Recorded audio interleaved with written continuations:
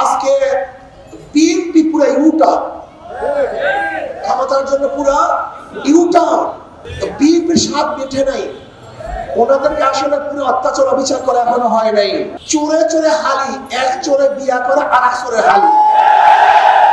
আজকে অন্তর্বর্তী সরকারকে বলবো, দেশ নিয়ে চিন্তা করুন, মানুষ নিয়ে চিন্তা করুন। ওই কয়েকজন চাটুকর দালালদের চিন্তা যদি চলেন, তাহলে শেখ হাসিনার যে পরিণত হয়েছে আপনারা একই পরিণত হবে। এদেশের মানুষ না খেয়ে থাকতে পারে কিন্তু গোলামি করা জানে না। এদেশের মানুষ না খেয়ে থাকতে পারে কিন্তু গোলামি করতে পারে না। এদেশের মানুষ ভুখা থাকতে পারে কিন্তু কার পার নিচে মাথা নত করতে পারে না। এদেশের মানুষ ব্রিটিশদের বিরুদ্ধে আন্দোলন করেছিল।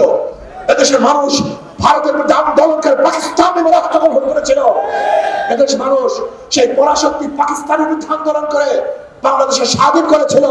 এদেশের মানুষ 5ই আগস্ট বাংলাদেশের কোটা নিয়ন্ত্রিত যে সরকারের সাথে ছিল নিয়ন্ত্রণ, সেই সরকারকে মোকাবেলা করে এদেশের মানুষ শেখ হাসিনাকে এদেশ থেকে ভাগাতে বাধ্য করেছে।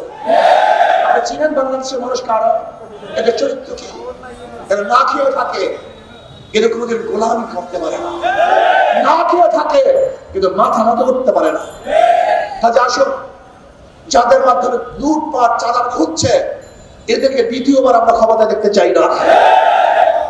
আজকে বিএনপি পুরো ইউটার্ন, ক্ষমতার জন্য পুরো ইউটার্ন। বিএনপির স্বাদ মিঠে নাই, ওনাদেরকে আসলে পুরো অত্যাচার অবিচার করা এখনো হয় নাই। আওয়ামী লীগ সরকার যেই পরিমাণ নির্যাতন করছে তার ওনারা স্বাদ মিঠে নাই। ওনারা আবারও আওয়ামী লীগের ক্ষমতা আনার জন্য পথ উন্মোচন করছেন। কারণটা কি? চোরে চোরে হালি, এক চোরে বিয়া করে আর এক চোরে হালি।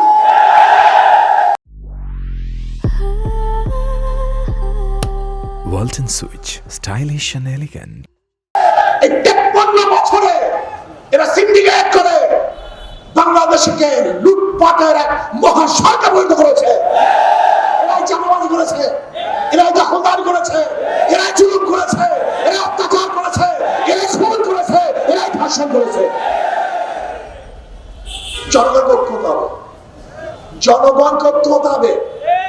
যেই দলের মধ্যে চাঁদাবাজ আছে, যেই দলের মধ্যে খুনি আছে, গুণী আছে, দুর্নীতিবাজ আছে, তাদেরকে সাপোর্ট করবেন না, তাদের দল করবেন না, তাদেরকে ভোট দেবেন না।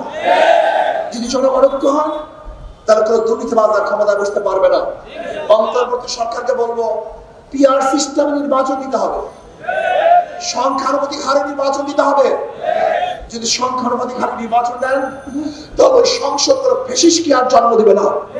জনগণের সরকার হবে, কল্যাণময় সরকার হবে।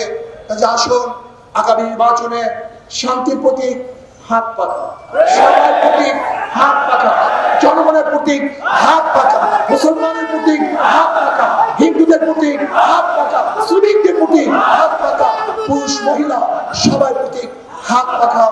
এই হাত পাখাকে বিজয় করেন তাহলে ইনশাআল্লাহ দেশ বিজয় হবে। হাত পাখাকে বিজয় করেন তাহলে জনগণ বিজয় হবে। আল্লাহ আমাকে এবং আমাদের সবাইকে সম্মিলিতভাবে দুর্নীতির বিরুদ্ধে আন্দোলন করে ইসলাম, দেশ, মানবতার পক্ষে কাজ করার তৌফিক দান করেন। আল্লাহুম্মা আমিন।